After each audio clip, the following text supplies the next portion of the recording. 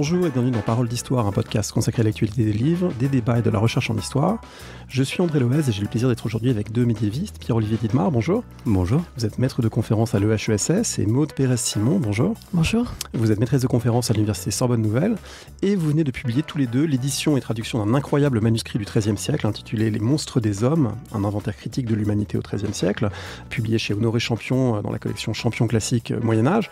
Alors, incroyable, c'est pas un mot que j'emploie à la légère. Quand j'ai reçu votre ouvrage, que j'ai commencé à le parcourir, je suis tombé par hasard, et vraiment quasiment la première fois que je l'ai ouvert, au milieu du livre, sur les vers 700-703. Et en traduction, ça donne, je cite, « Roi et reine ne peuvent pas dire, nous sommes nés de tel père qui fut de plus noble extraction que le vôtre, monsieur le paysan. » Et j'ai eu vraiment un moment d'incrédulité en me disant, un auteur médiéval ne peut pas avoir écrit ça et mis sur le même plan une généalogie royale et celle d'un vilain. Alors, du coup, Pierre-Olivier Dietmar, voilà, est-ce que c'est pour vous aussi un texte renversant ?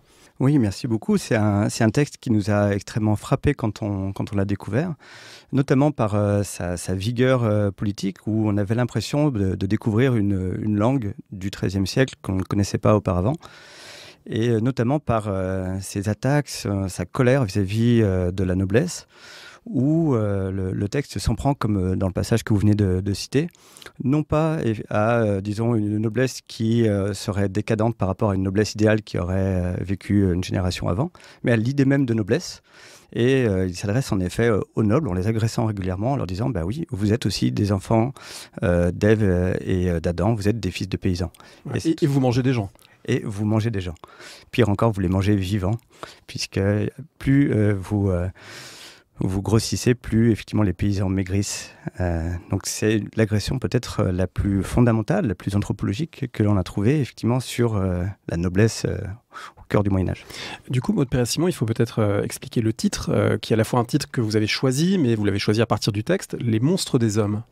Alors c'est un titre pour lequel on s'est battu parce que quand l'éditeur a réalisé qu'il avait noté dans ses fiches les livres des monstres et quand il a réalisé que le titre qu'on voulait était les monstres des hommes, il a dit on peut pas publier ça parce que personne ne va acheter un livre avec un titre pareil, et on s'est battu, on a dit si c'est pas ce titre on ne publie pas, on arrête. Donc les monstres des hommes, c'est le titre que donne l'auteur lui-même. Et donc c'est un titre très, très ambigu, dont on n'a pas complètement résolu la formule. Est-ce qu'il veut dire que tous les hommes sont des monstres, que tous les monstres sont des hommes, qu'il y a des monstres parmi les hommes ? On a voulu garder cette ambivalence. Du coup, c'est traduction d'un manuscrit médiéval du XIIIe siècle, un manuscrit pas tout à fait inconnu, mais presque. Et peut-être qu'on peut revenir sur son histoire éditoriale, mais surtout sur la façon dont vous l'avez rencontré. Alors, je ne sais pas lequel de vous deux, le premier, durant ses recherches, est tombé dessus. Pierre-Olivier Dietmar, peut-être ? Oui, j'ai découvert ce texte en début de thèse, quand on fait un type de travail qu'on ne fait que dans ces conditions-là, en lisant, en essayant de lire tout ce qu'il y avait autour de la littérature, disons des rapports hommes-animaux, de l'hybridité, qui était mon sujet de thèse, autour des années 1300. Et donc j'ai dépouillé le dictionnaire des lettres françaises du Moyen-Âge, un peu de A à Z. Et il y avait une mention quelques lignes sur une traduction d'un texte de Thomas de Cantimpré, qui était un livre des monstres, traduction en français, présentée comme une traduction fautive. Et donc, j'ai commencé à regarder ce texte. Il y avait une édition publiée en 1933 par Ilka à Berlin, qui était passée totalement sous les radars. Et en lisant le texte, en le parcourant, j'ai réalisé que c'était bien plus qu'une traduction, mais un texte d'une incroyable inventivité littéraire, au point tel que je comprenais à peu près rien. Et donc, c'est dans ces cas-là, j'appelle Maude Pérez-Simon, qui effectivement a commencé à se pencher avec moi sur ce texte. Et c'est comme ça qu'on a commencé à le lire. Peut-être qu'il faut dire pour les gens qui ne sont pas familiers à 100% du Moyen-Âge que le fait qu'on parle de monstres au Moyen-Âge, c'est pas du tout en soi surprenant. C'est même quasiment un genre à part entière. C'est présent.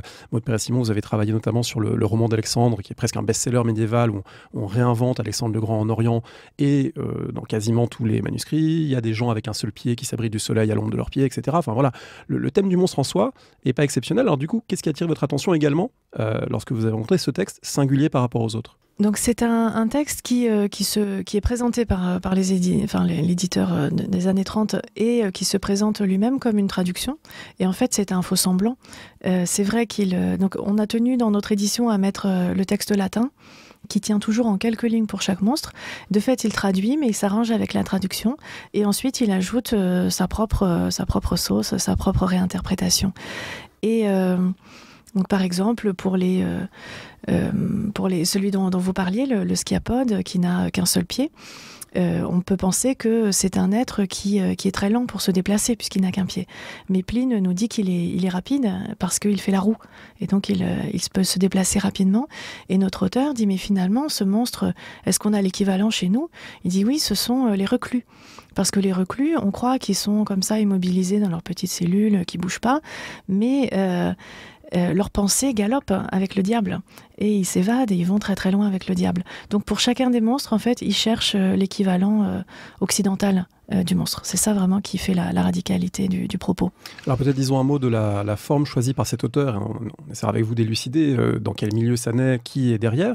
La forme choisie, c'est donc versifié en ancien français, mais un ancien français très particulier, d'une région très particulière, et ça se présente sous une forme énumérative. C'est-à-dire qu'il y a des têtes de chapitres, les sciapodes, ceux qui mangent cru les autres, etc. Il y a combien de chapitres comme ça? Il y a 42 monstres. 42 monstres, et pour un volume complet? On a 1800 vers à peu près, donc c'est un texte relativement court. Donc c'est une forme, c'est des octosyllabes à rime plate, ce qui est vraiment la forme de base en fait pour la littérature de l'époque. On ne se rend pas forcément compte que la littérature médiévale est versifiée dans sa grande partie. Et on a fait donc le choix de traduire ces vers en vers libres. Sur cette forme, on est frappé, en lisant votre travail et en allant au texte lui-même, on est frappé par une tension entre l'oralité et l'écrit. C'est un texte qui se présente sous forme écrite, mais avec plein d'adresses, soit au lecteur, soit des personnages qui mentionnent, va, vient, écoute. Et on se demande si c'est un texte qui a été fait pour être lu à voix haute, qui a été fait pour être lu silencieusement, peut-être les deux. Qu'est-ce qu'on peut dire sur ce plan ? Alors ça nous a orientés vers l'idée que l'auteur était peut-être un prédicateur, parce qu'il a une maîtrise de la langue orale, vraiment magistrale. Vous parliez des nobles tout à l'heure, à un moment il fait semblant de s'adresser à un noble, il dit « mais toi le damoiseau, toi le bien peigné, est-ce que tu crois vraiment que tu vaux mieux que nous ?» Donc il y a ces effets d'adresse, et puis aussi dans l'oralité, il y a vraiment un travail sur les sonorités, sur la répétition de consonnes, sur des rythmes de vers. Oui, j'ai découvert en vous lisant un mot que j'ignorais, pourtant j'ai cru, en faisant des études de lettres, avoir été déjà pas mal matraqué de figures de style, mais les épitrocasmes, ça c'est vraiment la première fois que j'en vois. Alors, je suis très heureux d'avoir découvert c'est quoi un épitrocasme. Alors l'épitrocasme, c'est une figure dont je suis assez fan.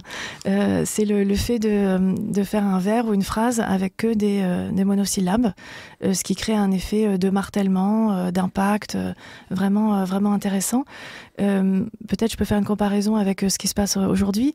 J'avais vu une fois dans le métro une publicité sur les femmes battues qui devaient appeler pour appeler au secours. Et la phrase était « La violence, si tu te tais, elle te tue ».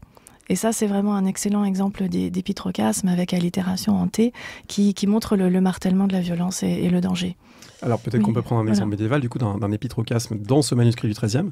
Oui, donc par exemple, quand on parle de ce sciapode qui s'enfuit avec le diable, on dit en ancien français « Pour ceux nel cri que moute les croix, tous ceux qui en tel lieu sont mis ». Et ce sont donc que des monosyllabes sur deux vers, sur deux octosyllabes. Donc ça crée l'effet des pensées qui cavalent en fait avec le diable. Alors du coup, il faut peut-être essayer d'avancer un petit peu vers cette énigme d'un texte donc unique, un seul manuscrit survivant, une seule édition par un auteur allemand des années 1930 et un oubli quasi complet, un texte qui joue entre l'oral et l'écrit, un texte qui est inspiré du latin, donc c'est quelqu'un quand même qui est lettré, mais qui est en ancien français, un texte qui est renversant politiquement et qui est avec des critiques absolument virulentes envers la quasi-totalité des catégories de pouvoir au Moyen-Âge. Alors du coup, qui peut avoir composé ça? Comment on se met sur la piste de l'auteur ou des auteurs d'un tel texte, Pierre-Olivier Dinbar? Oui, je crois qu'il faut dire que ce caractère hybride que vous mettez en évidence, il a empêché de voir ce texte pendant très longtemps. C'est-à-dire que le texte était trop religieux, sans doute pour l'histoire de la littérature telle qu'elle s'est construite au 19e pour être prise au sérieux. Elle était en français, donc pour la philosophie médiévale, c'est pas sérieux. C'est l'ancien français, on peut pas vraiment penser avec. Le fait que ça soit versifié aussi l'emmène du côté de la littérature. Il était dans une espèce d'entre-deux qui fait que ce texte était incompréhensible ou pas lu. Et puis surtout cet aspect que vous pointez entre une dimension très, très érudite où il cite du latin et puis une dimension très, très orale, parfois très, très vulgaire ou très obscène, fait qu'il était entre toute une série de catégories, mais qui posait une énigme supplémentaire sur l'identité de l'auteur. C'est qui était l'individu qui était capable de se situer au croisement de tant de monde.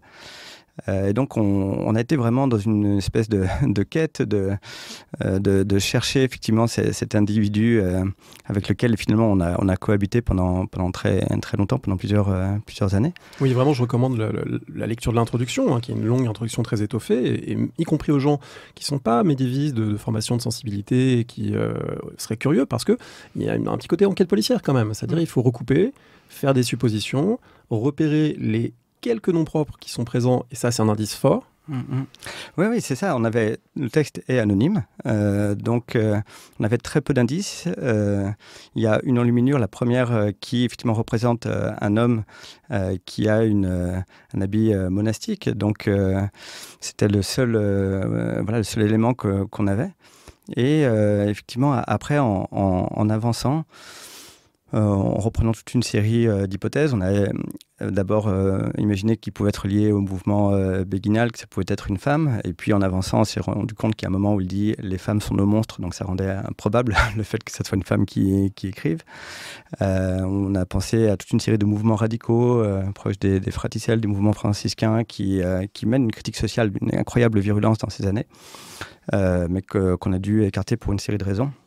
Et aujourd'hui, on pense à une personnalité qui serait un ermite de Saint-Augustin, qui est un ordre qui est vraiment en contact avec la société, mais d'une personnalité qui aurait été aussi en contact de cour princière et du monde littéraire qui existe dans ces mondes-là, et notamment en contact d'une femme qui nous a beaucoup fascinés, qui est Marie de Rethel, qu'on imagine être la commanditaire de ce texte. Oui, vous reproduisez d'ailleurs son gisant. Vous lui donnez un visage aussi dans le livre. Il faut dire que le livre est illustré. Il y a les miniatures du manuscrit. Et puis il y a ce gisant de Marie de Rethel qui est très frappant.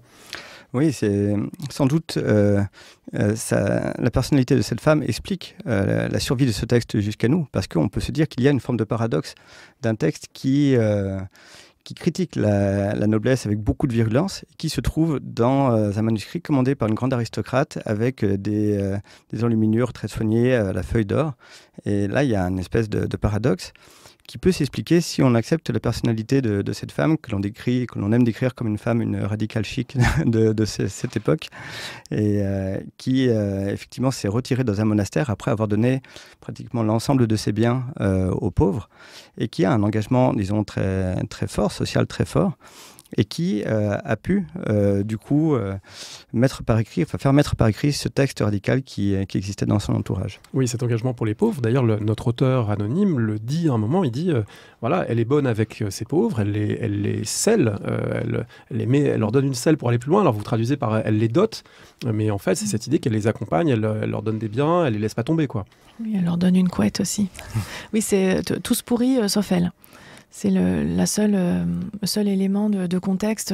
Voilà, du coup, ça plaide pour dire qu'elle pourrait être la commanditaire, et la commanditaire pour un type d'objet particulier, parce que vous montrez aussi que ce manuscrit, il est isolé aujourd'hui, mais il n'était pas au départ. Il était dans un ensemble beau, luxueux et faisant sens, qui était probablement un cadeau de mariage. Ça se faisait d'offrir un beau manuscrit à des époux de haute famille.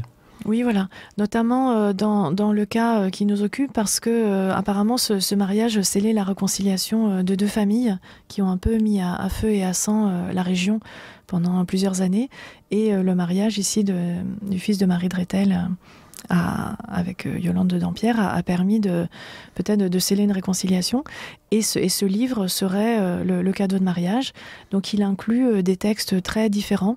Un livre de médecine, un bestiaire, notre livre des monstres, un roman de chevalerie. Voilà, donc un ensemble concerté. un ensemble concerté et où on retrouve parfois la même main de copiste, et ce qui aussi permet de dire, donc quelque chose qui est bien connu des médiévistes, mais peut-être il faut le dire aussi à ce micro, c'est que la notion d'auteur pour le XIIIe siècle est une notion beaucoup plus diffuse qu'elle ne l'est avec, mettons, le canon littéraire du XIXe siècle, tel que ça a été fixé. C'est-à-dire qu'il y a un auteur, mais un auteur qui réemploie des choses d'autres auteurs, et c'est pas lui qui le met par écrit, puis il y a aussi celui qui fait la peinture, qui fait les enluminures, qui est co-auteur par certains côtés. Donc voilà, il y a une autorialité un peu collective qu'on trouve dans plusieurs fragments finalement de ce manuscrit aujourd'hui dispersé. Oui, c'est quelque chose qui était essentiel pour nous et qui était même, disons, politique dans le cadre de l'édition contemporaine. La recherche d'un auteur était en fait perdue d'avance parce qu'en effet, il n'y a pas ce statut d'auteur au Moyen-Âge. Et si on regarde simplement l'objet, on peut voir la collaboration d'au moins 5 personnes. C'est-à-dire il y a 2 copistes, 2 personnes qui ont travaillé sur les images. Et un copiste au Moyen-Âge n'est pas seulement quelqu'un qui recopie, mais qui peut aussi transformer le texte. Et donc, on a un texte qui a été enrichi par 5 personnes. Et qui a été lui-même associé à d'autres textes très variés, comme vient de le dire Maud. Et finalement, on est face à un collectif qui travaille à la fois le texte et les images, avec des effets de montage extrêmement sophistiqués. Et il n'y a pas un auteur, mais il y a une équipe qui travaille sur un objet qui est un objet total. Et ça correspond à des objets littéraires qui sont aujourd'hui, disons, tout à fait différents des canons de la littérature tels qu'on les connaît. Je peux peut-être dire un petit élément un peu concret peut-être pour le public, pour qu'ils comprennent comment on distingue en fait tous ces personnages. Donc par exemple, comment on sait qu'il y a 2 copistes? Eh bien en fait, en comparant la graphie, et la calligraphie est un petit peu différente à partir des 2 tiers du livre à peu près.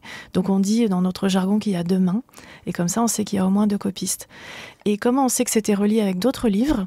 Eh bien, ça, c'est parce que quand on peint une enluminure et qu'ensuite on ferme le livre, l'enluminure, avec le temps, peut avoir tendance à se décalquer sur la page qui suit, notamment par les pigments dans lesquels il y a du fer. Donc, ça rouille un petit peu et ça s'imprime sur la page suivante. Donc, des spécialistes avant nous, mais on est allé vérifier quand même, avaient repéré d'autres manuscrits dans lesquels on pouvait vérifier le décalque et donc recomposer le manuscrit dont est tiré notre texte. Parmi les indices supplémentaires qui vous mettent sur la piste de ce milieu et de Marie de Rethel, il y a aussi la langue, puisque c'est un ancien français, mais un ancien français avec du picard, avec des éléments qui sont marqués du point de vue régional. Est-ce qu'on peut peut-être en dire un mot ? Oui, y a eu un travail important pour essayer de repérer la langue. Donc effectivement, beaucoup de picardismes, des picardismes qui sont aussi communs avec la langue wallonne, même si on n'a rien repéré qui soit spécifiquement wallon. Il y a ce qu'on appelle du français central. Donc pareil, pour les gens qui ne sont pas médiévistes, ils peuvent penser à Bienvenue chez les Ch'tis, où on dit un quin pour un chien, mais c'est tout à fait ça le picard. Donc c'est ce type de trait qu'on va retrouver dans la langue. Mais qui n'est pas systématique, parce que c'est un auteur on a l'impression qu'il jongle avec ça. C'est-à-dire que si on imagine que quelqu'un lui aurait commandé un texte en français moyen, il aurait été parfaitement capable de l'écrire parce qu'en fait, il maîtrise différents registres. Et donc, ça veut dire que c'est sans doute volontaire, qu'il y a des effets, soit pour la versification, soit pour les sonorités, soit pour le sens. Il sait jouer avec ses origines et ses registres et ses appartenances langagières. Oui, alors c'est vrai que les copistes, les auteurs de l'époque sont parfois, par exemple, originaires d'une région puis habitent dans une autre, donc ils ont une langue mêlée de toute façon, mais là on a quand même l'impression qu'ils jouent pour faire des rimes et aussi parfois parce qu'il ajoute du latin. Donc il crée un multilinguisme supplémentaire dont il joue très bien, puisqu'à un moment il fait semblant il remet les mots latins de sa source qui fait semblant de traduire devant nous. Voilà, donc il y a une espèce de polyphonie langagière. Alors polyphonie et aussi virtuosité, il y a des passages très techniques. D'ailleurs, dans votre introduction, vous montrez toutes les façons dont il y a vraiment des jeux sur les sonorités, la versification qui sont vraiment très vertigineux. Peut-être, comme vous avez eu la gentillesse de nous lire un épitrocasme, on pourrait vous demander de nous en donner une impression avec ce passage, vraiment ce morceau de bravoure des vers 500-520 environ sur les cynocéphales, où le verbe médire et le mot médisant revient est martelé et crée, voilà. Alors, je ne sais pas si c'est possible de le lire en entier, mais c'est vraiment un passage très très frappant où on voit quelqu'un qui s'amuse à écrire ça et ça devait produire un certain effet pour l'auditoire. Je lis en ancien français, du coup. Donc, ce qu'il faut remarquer peut-être pour les auditeurs, c'est se dire qu'encore une fois que l'octosyllabe, c'est une forme très courte et que mettre 2 ou 3 fois le même mot dans un même octosyllabe va créer un espèce d'embouteillage des termes qui met en danger le sens, mais qui rend le son très particulier. En mesdisant, mesdiste et antésant, mesdiste. Qui si les fos en mesdisant, qui souhait avancier en disant, d'autrui fait veut par mesdire, en mesdisant, d'autrui mesdire. Ce mesdires ne fûs mesdis, jamais dix ne fûs tes mesdis. Mais mesdire, si mesdisoué, en mesdisant, quand mesdisoué, de mesdire, si comme mesdise, mesdiront, si mesdise. Quand mesdi ou être mesdisant, mesdi, mesdisois, mesdisant. Si quand mesdi, en mesdisoué, à mesdi qui mesdi disoué. Pour mesdire, do mesdiront, à mesdire, quand mesdiront. Très difficile à traduire. Très difficile, et d'ailleurs vous dites à un moment, on a respecté l'invention langagière de l'auteur parce qu'il utilise médi pour désigner la victime d'une médisance, et il est le seul au Moyen-Âge à avoir employé en ancien français ce terme. Donc voilà, on garde son mot, on garde son invention langagière pour restituer ce qu'il a écrit. Voilà, et puis même si on a essayé d'éclairer le sens, on a voulu garder quand même cet enchevêtrement, parce que ce qu'il dit dans ce passage, un peu comme les cynocéphales donc qui aboient, c'est la propagation de la rumeur, d'ailleurs, qui est un terme très actuel aujourd'hui. Et finalement, avec la rumeur, les mots se déforment. Et c'est cette déformation progressive et la perte du sens par le relais de la parole qu'on a voulu mimer ici en gardant. Oui, et là on touche au dilemme que vous expliquez aussi dans l'ouvrage, dilemme de traduction, c'est-à-dire traduire pour donner à lire pour quelqu'un qui ne comprendrait pas l'original, donc donner du sens, mais restituer aussi le moment où l'original est confus. C'est des choses que par exemple le traducteur de Dostoïevski, Andrei Markovitch, avait beaucoup expliqué quand il avait entamé sa grande entreprise de retraduction de ses œuvres, pour dire c'est une langue hirsute, c'est une langue qu'on ne peut pas du tout rendre propre si on veut donner accès aussi à ce qu'était l'original. Là c'est aussi une démarche du même ordre que vous entreprenez. Oui, absolument.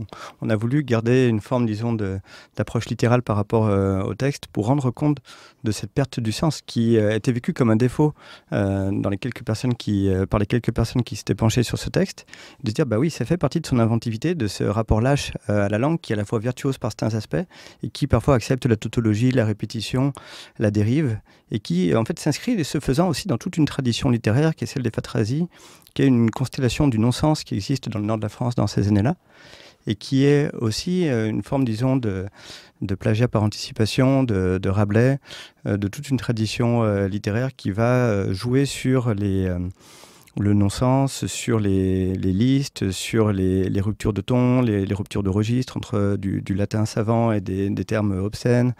Et là, effectivement, il y a en fait un choix littéraire qui est effectivement d'aller jusqu'aux limites du sens dans bien des points. Les phatrasies, d'ailleurs, ont inspiré les surréalistes qui ont fait un travail de traduction de ces poèmes. Voilà, ça leur aurait sans doute plu, même si, comme on l'a dit, c'est un texte qui est resté très isolé. Sans doute aussi, parce que comme vous le dites, début 20e et 19e siècle, il y avait aussi un rapport aux beaux textes et aux textes qui entraient justement dans ces canons littéraires qui étaient à l'époque une des manières de considérer, y compris les textes du Moyen-Âge, et on avait du mal peut-être à les appréhender. Alors justement, on a dit, et c'est très intéressant, il y a vraiment une correspondance entre le fond et la forme, texte hybride, pour parler de choses hybrides, parce que si on en vient au contenu du texte, il est question de choses hybrides, il est question d'êtres qui ont les mains et les pieds inversés, ou qui ont une tête à la place du buste, etc. Et ce thème de l'hybridité, alors vous avez travaillé dessus, Pierre-Olivier Dimard, en thèse, vous nous l'avez dit tout à l'heure, c'est quelque chose qui n'est pas en soi entièrement neuf au Moyen-Âge. Ça correspond aussi à certaines façons qu'ont les médiévaux de se représenter le monde et de se représenter la création d'un côté qui serait parfaite, et puis peut-être l'envers ou l'au-delà de la création qui serait ces monstres ou ces hybrides. Oui, c'est un texte qui radicalise en quelque sorte un discours sur l'hybridité qui existe dans son siècle, en considérant que, effectivement, après la chute et la sortie du paradis, en fait, on vit dans ce qu'on peut appeler la zone de dissemblance, et que l'humanité, dans son ensemble, a perdu une part, disons, de la ressemblance avec Dieu, qui a fait l'homme à son image et à sa ressemblance, et que quelque part, tous les humains sont hybrides. Et c'est un des cœurs du discours, disons, du monstre des hommes, c'est de considérer que l'ensemble de l'humanité est hybridée. Donc, c'est une idée qui existe de façon latente dans ce siècle, mais lui, il la pousse à son extrême pour effectivement arriver à une forme de conclusion, qui est que nous sommes tous des monstres. Mais cette question a une forme d'envers, c'est-à-dire que si nous sommes tous des monstres, ça oblige à mettre à bas, disons, les hiérarchies qu'on avait entre nous et les autres, qui étaient décrits traditionnellement comme des êtres étranges, des confins, monstrueux, etc. Nous sommes aussi monstrueux qu'eux. Donc il n'y a pas d'homme à l'image de Dieu, à la ressemblance de Dieu. Tout est hybride. Alors peut-être pour bien le comprendre, il faut dire que chaque chacun des éléments de la liste, je ne sais pas si vous dire des chapitres ou des catégories de monstres, en fait se décompose en deux temps. Il y a un premier temps où on évoque le monstre en disant voilà, il y a des anthropophages, il y a des femmes à barbe, il y a des guerrières aquatiques, il y a des amazones, etc. Et dans un deuxième temps, l'auteur revient dans son propre monde en disant maintenant que je vous ai décrit à quoi ressemblait telle ou telle catégorie étrange et qui paraît aberrante, je vais vous dire comment dans notre monde, il y a des gens qui sont pires que cela ou qui en réalité sont comme cela sans qu'on s'en rende compte ou qui en apparence ont l'air de ne pas être des monstres, mais en fait je vais vous révéler qu'ils le sont. Donc en fait il procède toujours en deux temps. Il part d'un monstre, et c'est souvent d'ailleurs ce que représente la miniature, il parle d'un monstre dans l'acception courante du terme, et puis ensuite il en vient du monstrueux qui ne serait pas forcément vu comme tel. Oui, absolument, et c'est vraiment là où le texte est le plus important, il me semble, pour même l'histoire profonde, disons, de l'Occident, dans ses rapports avec l'altérité. C'est effectivement une façon de penser qu'il y a des monstres qui sont aussi des monstres positifs. Il y a des descriptions fantastiques, disons, de monstres des confins, des femmes aquatiques qui vivent dans un fleuve chaud et profond, merveilleusement grand. Il y a des monstres positifs ailleurs. Et puis, effectivement, il renverse l'argument pour décrire effectivement à quel point ces belles femmes, ces beaux hommes effectivement que l'on croise tous les jours sont tout aussi monstrueux que effectivement les créatures des confins. Et à cet endroit-là, enfin, il s'inscrit vraiment dans une préhistoire ici de Montaigne, de Rousseau, qui est une préhistoire de l'anthropologie, qui est du relativisme, c'est-à-dire de mettre en relation nos valeurs et celles, disons, des autres, mais effectivement sans préjuger d'une hiérarchie entre les deux. Et de se servir de cette comparaison pour mener une critique radicale de la société occidentale. Et on est content d'avoir sauvé notre auteur d'un terrible malentendu, parce que c'est un livre qui était considéré comme une preuve de la xénophobie des hommes du Moyen-Âge, puisqu'il commence... Bien attesté par ailleurs. Bien attesté par ailleurs, mais là, voilà. c'est l'exception. Et qui dit, en fait, en Occident, on est beau, gentil, bien élevé, civilisé, et en Orient, ils sont laids, issus d'adultère. Voilà, ça, c'est les premiers vers du texte, en fait. Ça commence comme ça, et on a l'impression que beaucoup d'auteurs de manuels de littérature médiévale se sont arrêtés aux 8 premiers vers, et se sont dit, bon voilà, un texte de plus qui dit l'Orient c'est le pays des monstres. C'est ça. Et ça, c'est le faux semblant qui a peut-être assuré la survie du livre, puisque on ne se doute pas que le reste du propos est subversif. Et ensuite, monstre par monstre, il va désamorcer ce qu'il dit sur les monstres. Donc, pour donner un exemple de ce que vous disiez tout à l'heure, il prend par exemple les blémies, qui sont des monstres qui n'ont pas de tête et qui ont les yeux sur la poitrine et la bouche sur le ventre. Et il les décrit, et ensuite il dit, mais est-ce qu'on a des gens comme ça chez nous ? Il dit oui, ce sont les avocats. Ils n'ont pas de tête parce qu'ils n'ont pas de probité, et s'ils ont la bouche sur le ventre, c'est parce qu'ils se nourrissent grâce aux mensonges qu'ils profèrent. Voilà un exemple. Est-ce qu'on peut cartographier géographiquement ce rapport au monstre ? Parce qu'effectivement, le texte commence par une distinction Orient-Occident qui remonte à loin, et notamment à l'épopée d'Alexandre et la façon dont les médiévaux la comprennent. Ça revient par moments dans le texte. Il est question des brahmanes, il est question de l'Inde. Voilà. Est-ce que c'est un texte qui... Voilà. Est-ce que la géographie est en filigrane dans ce texte ? Alors, là, il y a une géographie en filigrane dans les textes de monstres. Là, il reprend vraiment la liste qui préexiste. Il reprend la liste qui est dans sa source chez Thomas de Cantimpré, qu'il a lui-même reprise de la tradition de Pline et de Solin. Et qui est aussi une tradition cartographique avec ces cartes comme celle de Hereford où les monstres sont dans les marges. Voilà, il y a le monde habité, puis à l'extérieur, voilà, c'est les espaces monstrueux où vivent les êtres hybrides. Alors, ce qui peut surprendre, c'est que tout d'un coup, il y a un monstre en Lombardie, par exemple. Mais dans l'ensemble, on a une bipartition Est-Ouest. Oui, on peut rajouter qu'on est dans un siècle où on assiste à un rapprochement du monstrueux, comme Jacques Le Goff l'avait bien montré, où au début, effectivement, c'est vraiment l'Orient et beaucoup l'Inde, l'océan Indien, qui est le lieu, effectivement, du monstrueux. Mais effectivement, avec les créations de figures comme celle de l'homme sauvage qui vit dans les forêts d'Occident, il y a un rapprochement du monstrueux, et le texte le montre très bien. Son processus de moralisation, en quelque sorte, participe de ce phénomène. Et puis, eh bien, on a des formes d'infirmité, de handicap, les femmes à barbe, les goitreuses, etc., qui vivent dans les Alpes. Et puis, il y a tout un passage sur les hermaphrodites qui sont réputés vivre en France. Et donc, finalement, on a des situations où c'est des formes d'écart avec la norme qui sont aussi disons, en Occident, qui sont englobés dans ce grand discours sur le monstrueux. Je voulais vous poser la question du rapport entre ce discours sur le monstrueux et les catégories de pensée religieuse ou de l'Église, parce qu'il est par exemple beaucoup question de nourriture, de gens qui mangent les os, d'anthropophagie, de bons vins, de gens qui s'empiffrent, etc., etc. Mais sauf erreur, c'est pas exactement le registre du péché de gloutonnerie, et on sait que c'est à cette époque, c'est notamment les travaux de Carla Casagrande et Sylvain Navet, que les péchés capitaux sont en train d'être listés, codifiés à peu près en même temps. Donc est-ce que c'est un texte qui utilise des catégories de pensée du péché pour désigner le monstrueux, ou est-ce que c'est finalement très laïque et très loin des préoccupations d'un clerc ? Disons que c'est forcément un clerc, puisqu'il est représenté comme tel dans la première image, et puis il lit le latin.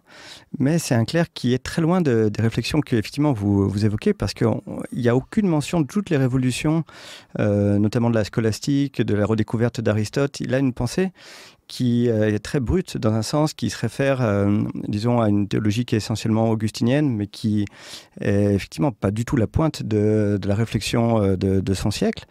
Donc c'est une pensée qui est profondément religieuse, mais qui s'affranchit aussi à la fois, disons, des modes de l'époque, et puis des catégories qu'elle véhicule pour forger ses propres obsessions, qui sont l'obsession sur la paresse, qui l'associe vraiment à la luxure. Il y a tout un passage sur les musards, qui sont les oisifs, qui est une vraie obsession. Vous l'avez dit sur les fluides, la nourriture. Il décrit les religieux qui, pendant les fêtes, au lieu de jeûner, effectivement, s'enivrent, vomissent, se surinent dessus. Il y a toute une rhétorique des fluides qui lui est propre, apparemment, et qui, finalement, il forge ses propres catégories un petit peu en travers de son siècle. En travers et en même temps en communication avec ça, parce que le passage, je crois que c'est le chapitre qui s'appelle sur les hydriens, des gens qui vivent nus et pauvres, et une valorisation de la pauvreté. Et on sait qu'à ce moment-là, vous l'avez dit d'ailleurs, il y a des versions radicalisées du franciscanisme qui vont exalter la pauvreté. Donc on a l'impression quand même qu'il dialogue ou il communique avec des préoccupations qui sont celles de certains religieux de son époque. Oui, tout à fait. Il y a sans doute effectivement un lien avec ce monde, disons, des franciscains radicaux. On peut aussi penser au monde d'Élisabeth de Hongrie, effectivement, qui est lié à la commanditaire, qui est une aristocrate, qui a aussi un souci, disons, de la pauvreté assez radical. Donc il y a toute une série de textes qui sont autour de ces formes de désengagement, une idéalisation de la vie nue, du bon sauvage qui peut exister. Mais ce qui est frappant par rapport à son siècle, c'est qu'il vit dans un monde qui l'idéalise, qui oppose les paysans aux nobles, alors qu'il vit vraiment dans le Hainaut de la fin du XIIIe siècle, à l'endroit où les premières formes d'industrie se développent, où le monde de la bourgeoisie se développe, où il y a effectivement le monde des ouvriers se développe, il y a des révoltes ouvrières qui vont effectivement se développer dans la même région. Et ce monde-là n'existe pas du tout. Il est dans un monde qui est dans un sens complètement idéalisé, qui oppose les paysans aux nobles.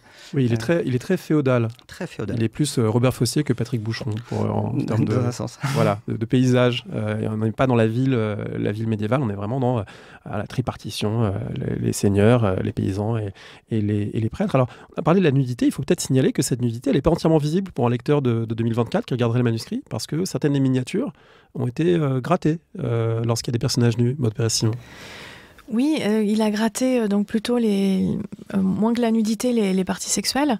C'est ce qu'on a choisi aussi comme image de couverture, puisque c'est un anthropo. Alors déjà, c'est un être qui est velu, qui a des longs cheveux, qui est cornu, qui est en train de manger la jambe de quelqu'un. Donc ça montre bien le cannibalisme. Mais quand on y regarde de plus près, on voit que son sexe a été gratté. On ne sait pas par qui. On ne sait pas par qui. Donc Pierre-Olivier a écrit un livre qui s'appelle Images et transgressions et qui réfléchit beaucoup sur ces interventions sous forme de grattage, qui ne sont pas forcément des interventions médiévales, mais qui peuvent venir d'une pudeur du XVIIe siècle, par exemple, ou du XIXe. Donc c'est difficile de les attribuer. Qu'en est-il des femmes dans ce catalogue des monstruosités humaines parce que y a des ambiguïtés dans la manière dont il les évoque. Elles sont monstrueuses par plein de côtés, mais souvent aussi on mentionne des femmes monstrueuses pour dire qu'il y a des femmes très vertueuses et pour dire que les femmes, certaines femmes, comme les Amazones, savent être très fortes et protéger leur pudeur, etc. Donc voilà, c'est pas univoque non plus pour les descriptions de femmes. C'est pas univoque. C'est vrai que parmi les premiers monstres, il y a les Amazones qui sont un des rares monstres positifs, effectivement, qui savent se battre pour préserver leur pudeur. On a ensuite, un peu plus loin dans le volume, des femmes groupées, en fait. Et ça correspond vraiment à la tradition des monstres que rencontre Alexandre en Inde, où à un moment il arrive à une certaine forêt et il va rencontrer les peuples féminins un par un, notamment les femmes armées de masses d'or et d'épées d'argent qui vivent au milieu sur une île entourée d'un fleuve, qu'on retrouve aussi chez Alexandre. Il y a plusieurs femmes guerrières, notamment celles qu'on aime bien, qui sont les femmes à barbe, et qui donnent lieu à un étrange syllogisme, puisque on nous dit qu'en fait, ces femmes, donc, elles sont barbues et donc elles sont courageuses, et qu'elles sont barbues parce qu'elles sont courageuses, et que ça prouve que les femmes aujourd'hui, n'étant pas barbues, elles ne sont pas courageuses. Un syllogisme intéressant. Et puis cette phrase qui nous a laissé un peu pantois et pour laquelle on n'a pas eu beaucoup de biscuits pour développer. À un moment où il dit « les femmes sont nos monstres ». Oui, c'est un texte qui résiste à plusieurs moments à l'interprétation, à la traduction. D'ailleurs, vous dites à plusieurs moments, il faudra peut-être travailler encore pour réfléchir, mettre en correspondance avec d'autres textes de la même époque, pour aller plus loin. Oui, c'est un texte qui est difficile, et c'est pour ça qu'on a vraiment tenu à mettre des commentaires très développés à la fin,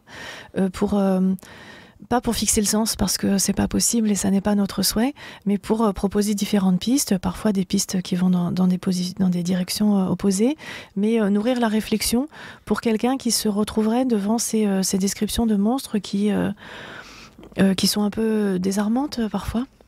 Alors, je voulais justement vous demander ces propositions, un peu à qui elles sont adressées, parce que vous les avez testées aussi avec des collègues, avec des étudiantes et des étudiants, j'imagine, vous en avez discuté beaucoup. C'est un travail au long cours, presque 2 décennies pour arriver au volume qui est là aujourd'hui. On peut dire, sans que ce soit péjoratif, que c'est un travail de niche. C'est pas du tout le type de volume qui est comme, je sais pas, une histoire de la première croisade, grand public. Voilà, c'est un Moyen-Âge très particulier sur un type d'objet très particulier. Et du coup, comment se fait ce travail, avec qui vous travaillez et à qui vous vous adressez aussi en publiant ça ? Alors c'est un travail de niche, mais c'est vrai que quels que soient les gens à qui on en parlait, les gens s'enthousiasmaient tout de suite, et ça nous a beaucoup porté pendant effectivement ces 15 ans.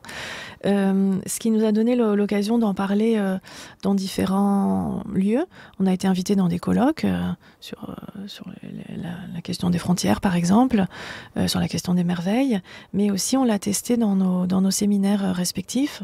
Oui, c'est-à-dire on a fait 1 an de séminaire de traduction où, avec toute une série d'étudiants qui venaient pas forcément d'histoire médiévale, mais qui venaient plus de la littérature contemporaine, on a effectivement discuté ensemble, vers par vers, nos propositions de traduction. Et c'est génial de pouvoir faire ça. Ça, c'était vraiment une des chances qu'offrent ces séminaires de recherche de l'École des hautes études. Et ces horizons différents ont profondément bouleversé notre approche du texte. Au début, on l'avait traduit en prose. Et c'est la présence aussi de ces étudiants qui étaient dans la littérature contemporaine qui nous ont poussés à traduire en vers libre, comme on fait pour les traductions de poésie étrangère. Donc ça a complètement modifié notre rapport au texte et à la traduction. Et puis on a fait aussi toute une série de séances uniquement sur les images, avec des historiens de l'art, pour comprendre aussi toutes les séries de mystères que contiennent les images. Oui, on n'en a pas d'ailleurs beaucoup parlé, il faut en dire un mot, je pense. D'ailleurs, c'est assez drôle, à certains moments, vous dites, notre artiste était pas très bien inspiré, il a confondu le ciel et la terre, il a fait la terre en bleu et le ciel en marron, et on a l'impression qu'il s'est un peu emmêlé les pinceaux, au sens propre. Mais en même temps, c'est pas du tout un artiste qui serait un simple illustrateur, c'est quelqu'un qui est... on a une résonance directe avec le texte, c'est pas une juxtaposition de 2 choses artificiellement plaquées l'une avec l'autre. Le point d'insertion des miniatures est très important, et puis le type de représentation aussi est très choisi. Alors, on pense que celui qui s'est trompé, s'il y a quelqu'un qui s'est trompé sur les couleurs, ça veut sans doute dire qu'il y a un coloriste, qui du coup n'est pas le même que l'enlumineur. Un coloriste daltonien. Voilà, c'est ça qui pas tout. Mais l'enlumineur, lui, a sans doute compris le texte, même s'il y a des images qu'on a du mal à expliquer. On est très reconnaissant à Champion, qui a bien voulu prendre le pari de mettre les images. C'est le premier livre de cette collection bilingue, à insérer les images à l'endroit où elles sont dans le texte. Et en couleur. Et en couleur, ce qui était un pari éditorial, parce que ça veut dire que du côté de l'ancien français, il y a des grands blancs. Et voilà, ça fait un livre plus épais que ce qu'il devait être, plus cher. Mais il a accepté de nous suivre dans cette proposition. Et ça nous permet de montrer à quel point l'enlumineur et l'auteur ont sans doute travaillé ensemble, puisque parfois le texte fait référence à l'enluminure. Les monstres sont comme vous le verrez ci-dessous, et on a l'enluminure. Donc c'est un vrai exemple de lien texte-image au moment de la confection du livre. Et un enlumineur qui à la fois reprend des choses classiques, on a des scènes de repas eucharistiques, mais on a l'impression qu'il s'amuse parfois. Quand on en vient aux monstres monstrueux, c'est assez créatif quand même. Oui, il y a une façon de jouer avec les codes de la monstruosité. Et dans un sens, là aussi, il y a un jeu de faux semblants. C'est-à-dire, si on parcourt l'ouvrage en regardant juste les enluminures, on se dit oui, c'est un jeu sur les monstres, mais c'est assez innocent. Et tout le talent vient souvent des effets de montage qu'il y a entre des images qui peuvent paraître innocentes. On voit un banquet de nobles de son époque, mais qui n'a rien de spécial. Mais le texte dit quelques lignes en dessous. Parce que vous voyez ici, c'est les vrais monstres. C'est les vrais cannibales, c'est les nobles d'aujourd'hui. Et donc, c'est vraiment par le jeu texte-image, effectivement, de montage, que naît le sens et la dimension subversive, plus que transgressive du texte. Oui, un endroit, on voit un Christ crucifié. Donc c'est vraiment une image religieuse par excellence au milieu des monstres, donc qui peut contribuer à assagir le livre. Et c'est dans un des passages les plus violents où il dit qu'en fait les cardinaux utilisent l'argent du Christ, d'où la présence du Christ. Les cardinaux utilisent l'argent du Christ pour payer des robes et des chevaux aux prostituées. Alors, on n'a pas commenté longuement le passage que j'évoquais en introduction, mais qui est le passage central quand même du texte, qui fait 200 vers à peu près, alors que souvent c'est beaucoup plus court. Ce passage sur les hommes, ceux qui mangent des hommes crus, vers 549 à 719, et qui est quand même un condensé d'attaques extraordinairement fortes contre l'ordre social, finalement, avec à la fois des descriptions très vivantes en disant ces nobles qui ont du vin de La Rochelle et d'Auxerre et de Saint-Quentin, voilà, mais leur vraie gloutonnerie, c'est de manger les hommes qu'ils dominent. C'est un passage incroyable. C'est le passage qui nous a sidéré, c'est lui qui nous a donné envie de traduire ce texte. On s'est dit là, il y a quelque chose qui est essentiel, qu'il faut porter, qu'il faut partager.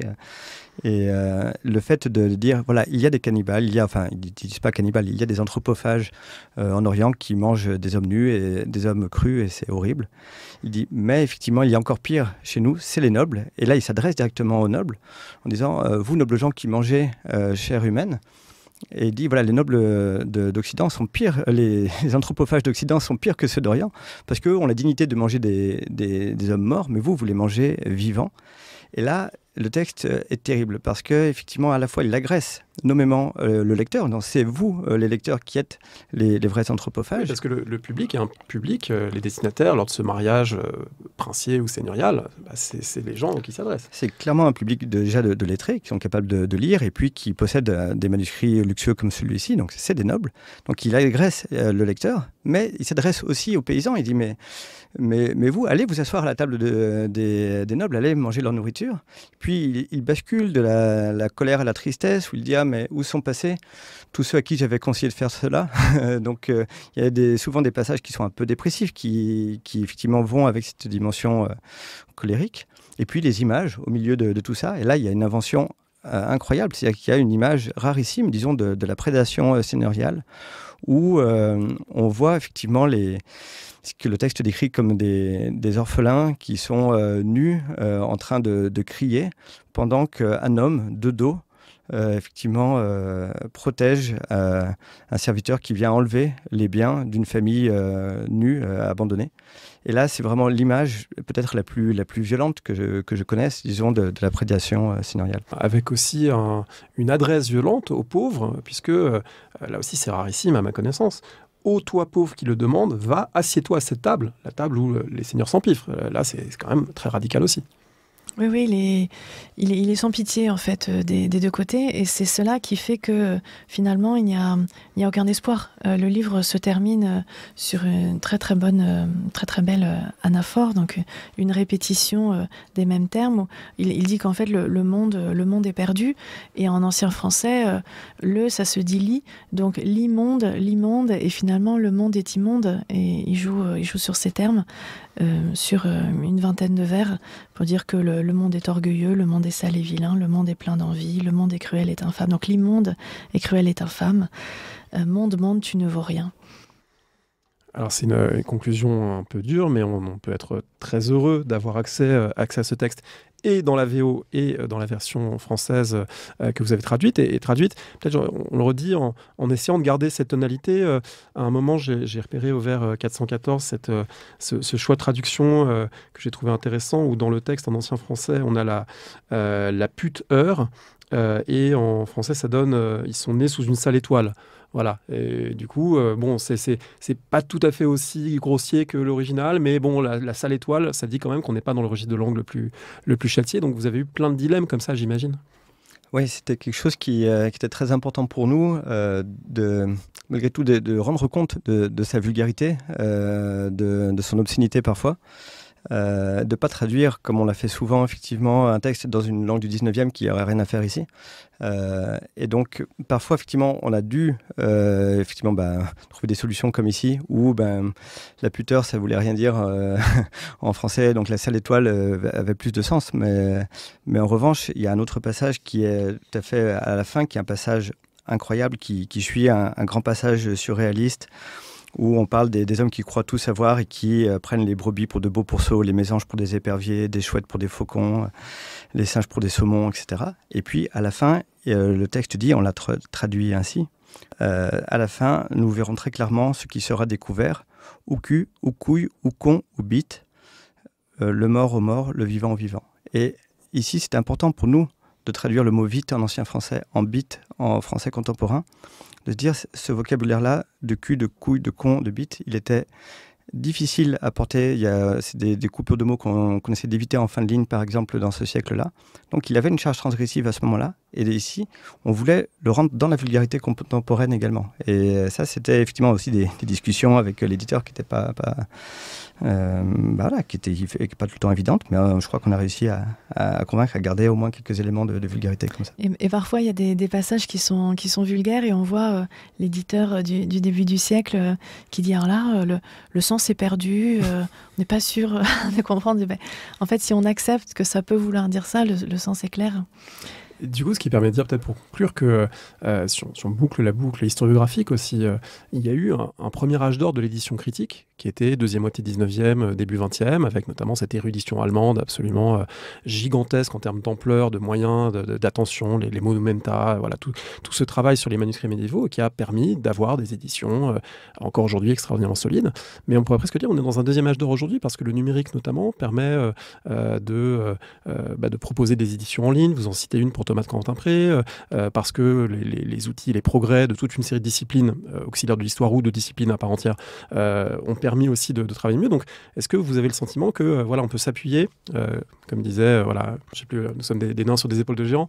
Est-ce qu'on pourrait dire ça, qu'on peut à la fois s'appuyer sur ce legs des premiers éditeurs fin 19e, début 20e qui ont fait un travail absolument gigantesque, mais qu'on a des outils nouveaux, peut-être des approches nouvelles aujourd'hui? Oui, on doit beaucoup à Ilka, qui a quand même proposé beaucoup de solutions syntaxiques sur un texte difficile.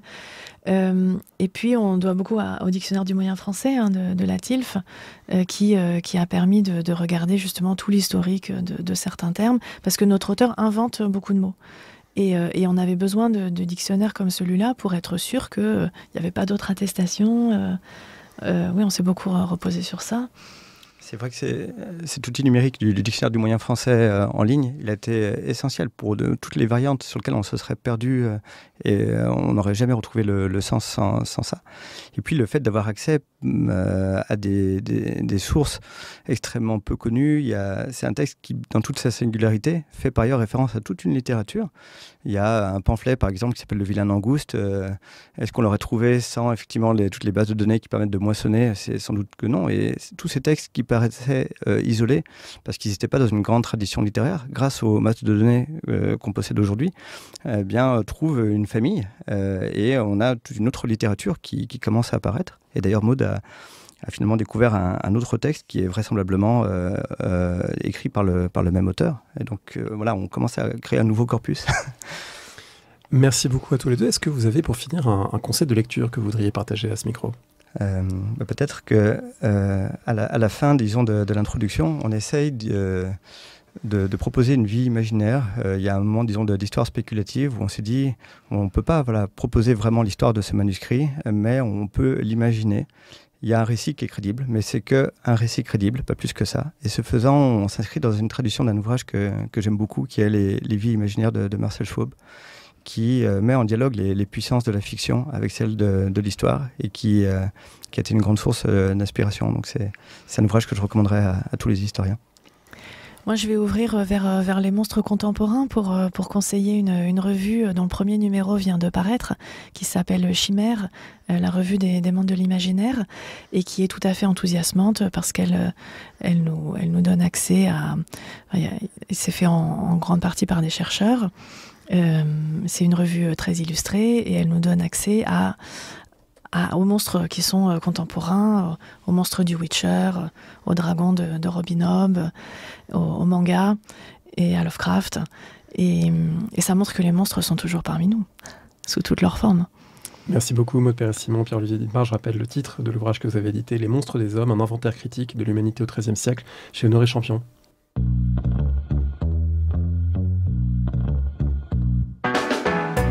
Merci de nous avoir écoutés. Rendez-vous sur le site www.paroledhistoire.fr pour toutes les informations sur le podcast, pour vous abonner, écouter ou télécharger les autres émissions.